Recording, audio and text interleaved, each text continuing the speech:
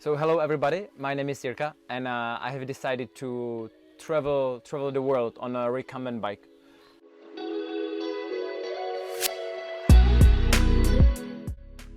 Traveling the world is my long-term plan. So right now I really don't have an idea how long is it going to take because first of all I would like to travel as many countries as possible. My goal is not really just to circumvent the globe, but I would really like to travel the world and meet the cultures, meet the people and discover what the world is about. When it comes to a little bit more of a short term, I plan to visit of course Europe since I'm from Europe and let's say visiting countries in a Schengen area is very easy for me. So I decided to first visit basically all of the European countries.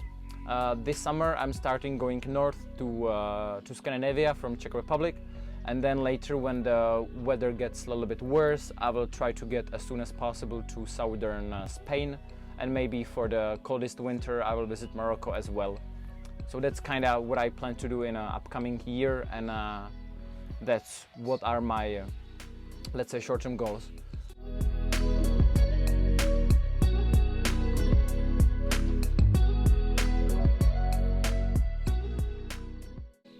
Then when it comes to why I chose to cycle on a recumbent bike, first of all, I actually didn't want to cycle on a recumbent bike, but I wanted to go for a folding bike.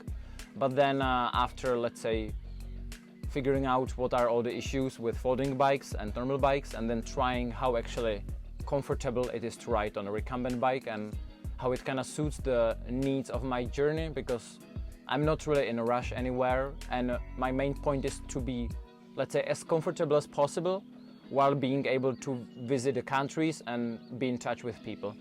So that was also the reason why I chose basically traveling by bike in the first place.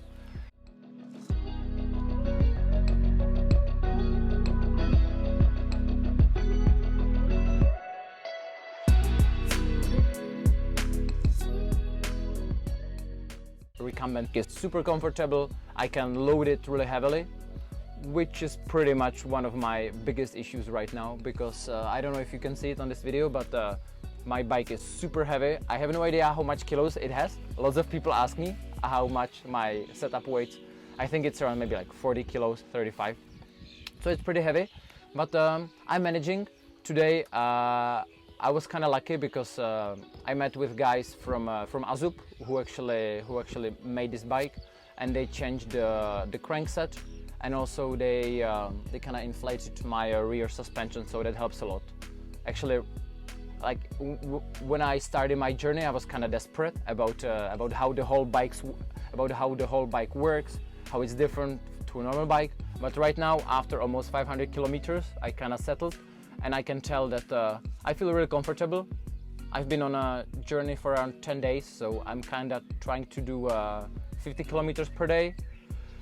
And I'm really looking forward for basically any other upcoming challenges that I will have with this bike, because I realize that even though the bike is not really, let's say, standard as I would expect from normal bikes, it's still really easy to fix it just with a few tools. So that kind of gives me a trust that I can really do it, and if I can travel to Europe, then in a few years I can travel the whole world.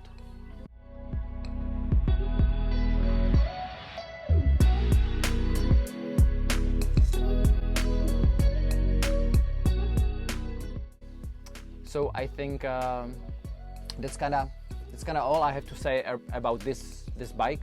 And if you want to follow my journey, you can follow me on basically all social media. So either on Instagram, Facebook, or YouTube.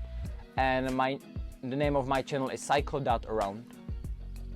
One of the things is that since for me the traveling is not only about traveling the world with the bike, but also about meeting the people. And since I chose to travel with a recumbent bike, I would really like to meet basically the community around the recumbent bikes. So whenever I'm in a country, I will try to post on the Facebook groups of basically recumbent riders and try to meet as many people as possible and go on ride-alongs and see how they enjoy their recumbents in their countries and in their communities, and kind of exchange the best practices, which ways to take, what are the bike lines that are recumbent friendly because they don't have too many hikes and too many climbs, and to see how it goes.